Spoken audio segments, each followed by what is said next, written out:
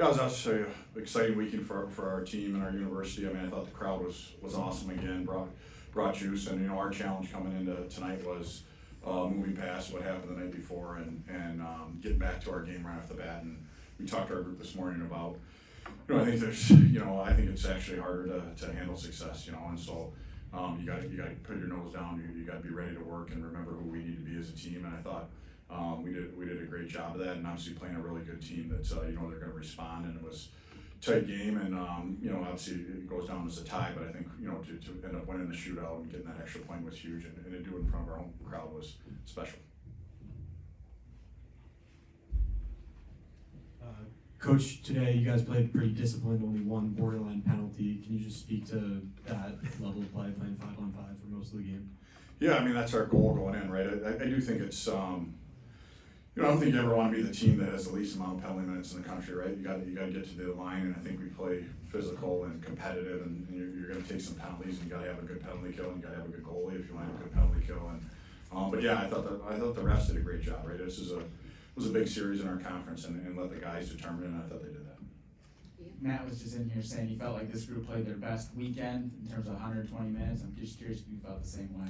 Yeah, I mean, I probably agree with them. It's still stuff to clean up, but I think that again, looking at who we're playing, the time of the year it is, this is what you want, right? And I do think our group's been really consistent, and that just doesn't happen. They got to make a decision to have the right mindset of it. It's not about rankings. It's not about tuning out the outside noise, and just about getting better. And but yeah, that was a solid weekend for our team, and we'll look to build on it the rest of the year. Adam, I know in practice you work a lot on faceoffs, but every team does. How has this team gotten so good at it? Because it's creating goals and offensive chances. Good centers, like the guys that are good at draw. I think, but if you look at Charlie, right, beginning of the year, he was trying to do everything cute with it, right? And so he's a guy that's blessed with power and quickness and strength. And last night, he was just raking them back, and then again tonight, and Shouts does a great job. I think Carson's taken a step in face-offs, and even on Mikey D's line, Shane stepped in on some of those on the right dot and did a good job for us. So I also think that face-off jump's important, right? Is like every coach, but you got to be able to. It's the line of scrimmage, right? So that puck's dropped. You got to those 50-50 pucks you got to come up with. And what's the procedure for the players and staff after a game on a Friday night to get ready for the Saturday game with going home, coming back on Saturday morning and meeting or whatever? Yeah, the guys, they'll do a little flush to get their body, flush out some lactic acid, and then then go home and eat right away. Make sure they get fuel their body, hydrate, do all those things. Go home and get some sleep, and then we'll watch the game back. And every staff does it different. We all watch it back individually. Jared DeMichael does the scoring chances, so he's we tabulate those, and so we have them in the morning to see where we gave up chances. Tomsey would be looking at the power play with Fasty, and D-Mike would be looking at the penalty kill. I watched the whole game, and you kind of get together what you thought of the game, and then we come in the morning about 9:30 at breakfast, and the guys will stretch and warm up. We don't morning skate, so and then we'll do a power play meeting around 10:45, and then they'll have a pregame meal 4 hours before, and then we'll show them penalty kill an hour and a half before, and then 5-on-5. So occasionally we'll show video, from the night before. In the morning, this morning we didn't, and then that team meeting's all about our identity and how we want to play. The other thing I was going to ask was when you're in a tight game, whether you're protecting a lead or tied, do you like warning your players on the bench to be careful with their sticks, to be careful with their checks, so that a penalty doesn't occur in the last 5-6 minutes? Yeah, for sure. I mean, I think you got to be careful with big hits. You got to be careful with your stick. And I worked with Jack Capuano over at Men's World Championships, and he always would say to our team, he was the head coach of the team, but sticks equal pace. And if you are reaching, you're probably not moving your feet, right? We want to make sure we're moving our feet, and don't give the refs a reason to make a call. And if that's a critical time, right? When we talk about discipline, that last stretch of the game is really important. Coach, in Trey's last 4 starts, he hasn't allowed a goal in the first period. How important is it going into the first intermission with the opponent having a 0? That's the scoreboard. Yeah, I mean, I think that's you want to try to start the game on the right foot, and But I also think you gotta be careful of just judging, you know, whether you're playing good, whether you scored or not, or gave up a goal, you know, and so, we try to take an even keel approach and, look at quality of play, and I think our team's played pretty good to start games, and, Trey's made some saves for sure for us, and we need him to, right, that's his job, he's a good goalie, and the expectation of you're a good goalie, you play good. Coach, what were some of the things you were more impressed with this game than maybe last night's 9-3 victory?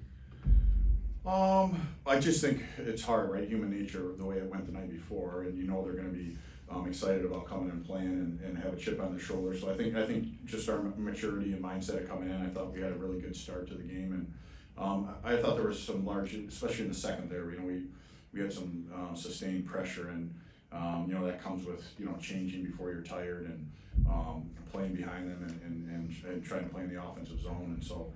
I thought that part of the game was pretty good. Tanner was in here earlier and talked about the importance you guys put in the second period, and I'm sure that's probably your philosophy as a coach. I guess, can you explain where that comes from and why you put so much value on that frame?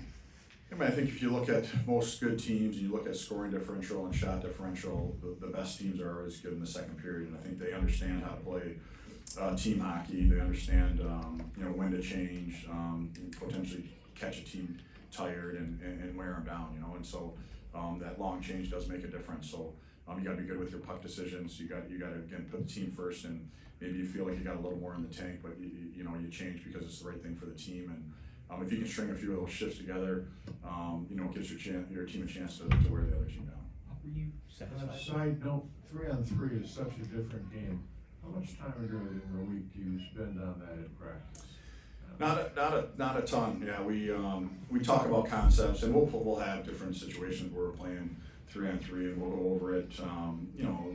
Some concepts that we want to do, and but I do think it's pretty simple, right? There's three guys out there, and try to get your top guys out there as much as you can, and I think it's exciting for the fans, and it's good to not always finish with a tie, right? More times than not, the game ends up, you don't love it when you don't get that win, but I think it's exciting. Our guys have all grown up playing 3-on-3. That's the normal for them. Adam, only one team in college hockey has 20 wins right now. What does that say about consistency and focus with your team with everybody coming at you? Yeah, I give our guys a ton of credit, right? It's not easy, and I do think it's that mindset of don't feel like you've arrived. You got to be hungry. You got to keep getting better, and you got to keep improving. And this group has been really consistent, and not only consistent, but I think we've gotten better as the season's gone on. Now there's still a lot of hockey here left, and we still got to keep improving and things to work on. But yeah, that's a great sign for our program. We definitely want to be a team that when we come to the rink, you know what you're going to get. Yes. You've seen Wisconsin 4 times now and Minnesota 4 times. What do you think the chances are you might be getting these guys back here again, maybe in a Big Ten championship game? Yeah, I mean, it's both really good teams, and in our conference, anyone can beat anyone. So we just gotta keep focusing on the game in front of us. But yeah, I mean, I think there's both those teams are going to be playing hockey for a long time here, and coming into the spring, and that's what's great about our conference, right? Is I know there's teams that are at the bottom, but they're really good hockey teams, right? And someone's got to be down at the bottom, and you just got to be ready to play your best hockey whoever it is. You talk about the importance of responding various situations. Today, Minnesota had a couple of kind of fluky, fluttery goals. Was that a different thing that you had to respond to, whether it be Trey or the whole team? And coming out of this game, you gave up 3 goals like last night, but did you give up even fewer strong chances overall? We might have, yeah. We might have gave up. I mean, we'll watch it back, but it felt that way, especially in the first. I don't think we gave up maybe one chance, and so.